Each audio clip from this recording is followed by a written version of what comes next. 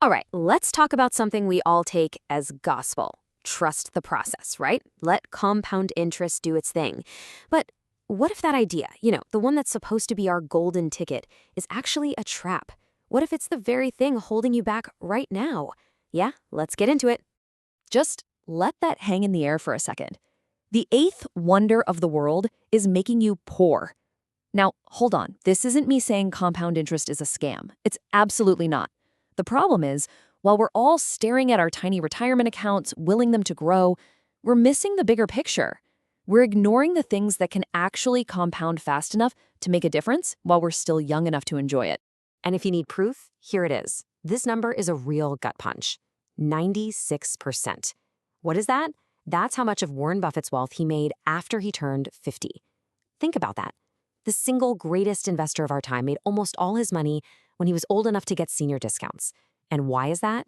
It's because compounding is a game of extreme, almost inhuman patience. And that really gets to the heart of the problem for, well, pretty much all of us. The old saying is true. You need money to make money. You need capital to compound capital. That slow, steady growth on a few $100, it's just a few $100 plus, maybe enough for a pizza at the end of the year. It's just not going to move the needle when you're starting out. That advice just falls flat.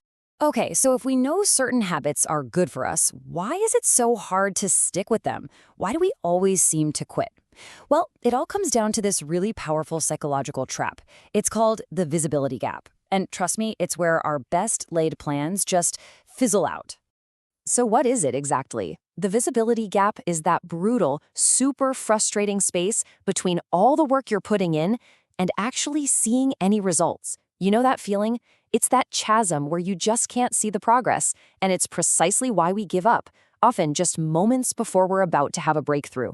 This really breaks down the mismatch perfectly. See, our brains are ancient. They're wired for immediate results. Think about our ancestors. You hunt a mammoth, you eat a mammoth. Simple. Cause, effect.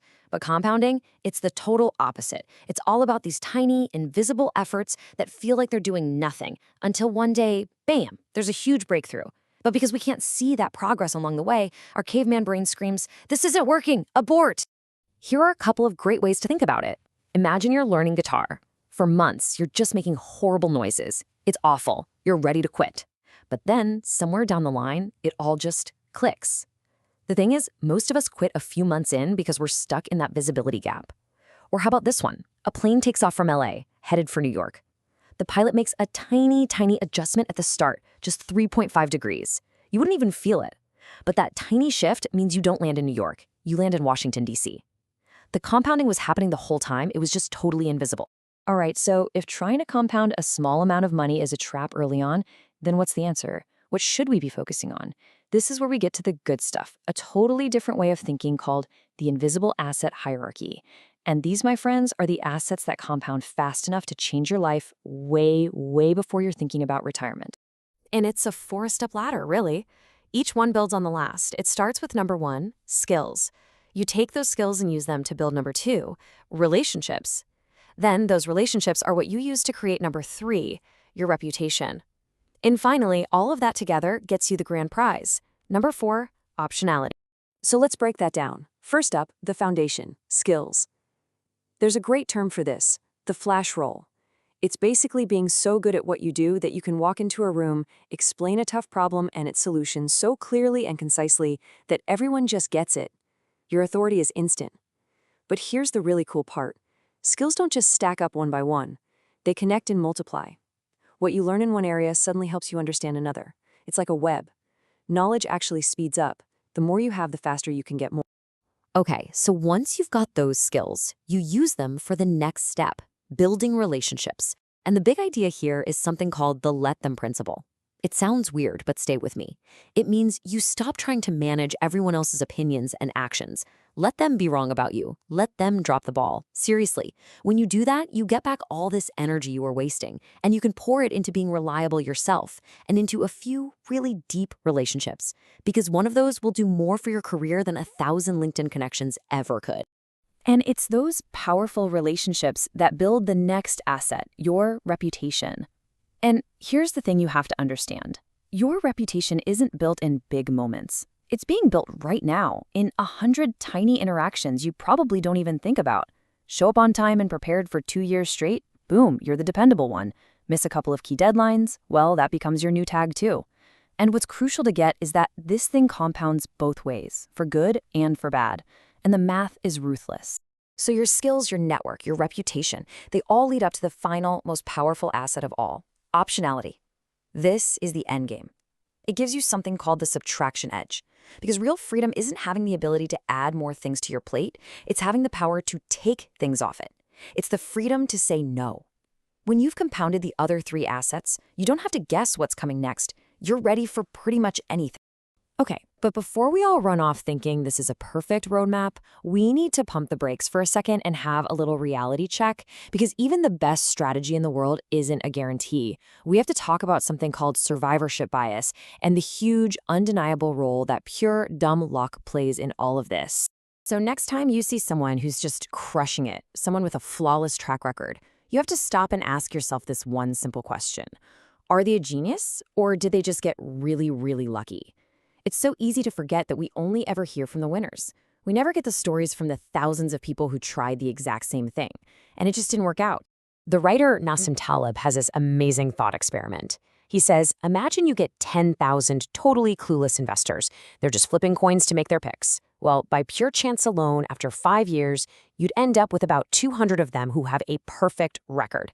And what do? We put them on magazine covers. We call them geniuses. We try to copy everything they do. But it wasn't skill. It was just the law of averages. And that right there brings us to what might be the most important point of all. The actual strategy you pick, it matters way less than your ability to handle the ride. It's about your temperament, your guts. Can you stick with your plan when things get scary and volatile? That is what separates people in the long run. All right, that's enough of the big ideas. Let's bring this down to earth and get super practical. I want to give you something you can do literally right after you finish listening to this. It's called the 15-minute compounding audit. All you need is a piece of paper and your phone's timer. Okay, here's how it works. Set your timer for 4 minutes.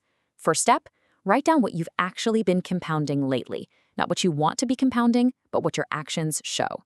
Look at your calendar, your screen time, be brutally honest. Okay, timer's up. Next 4 minutes, map out your 5 most important professional relationships.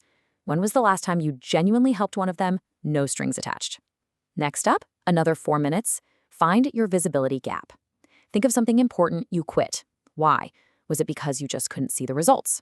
And for the last 3 minutes, set one tiny constraint.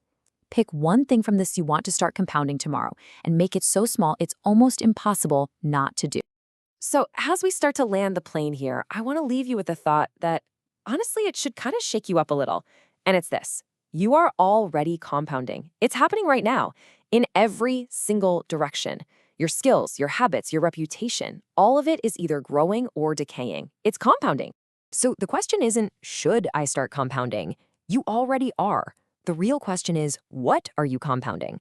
Think about it. Every hour you spend mindlessly scrolling, you're compounding distraction. Every surface-level chat you have, you're compounding shallow relationships. It's all adding up. And here's the brutal truth. The math doesn't give a damn about your good intentions. It only tracks your actions. And just look at these numbers. They tell the whole story. If you get just 1% better each day, by the end of the year, you're almost 38 times better. But if you get 1% worse each day, you basically end up with 0, nothing. So please remember this. There is no pause button in life. There is no neutral gear. The math is always running in the background, whether you're paying attention or not. So what you choose to compound starting today, well, that choice is yours.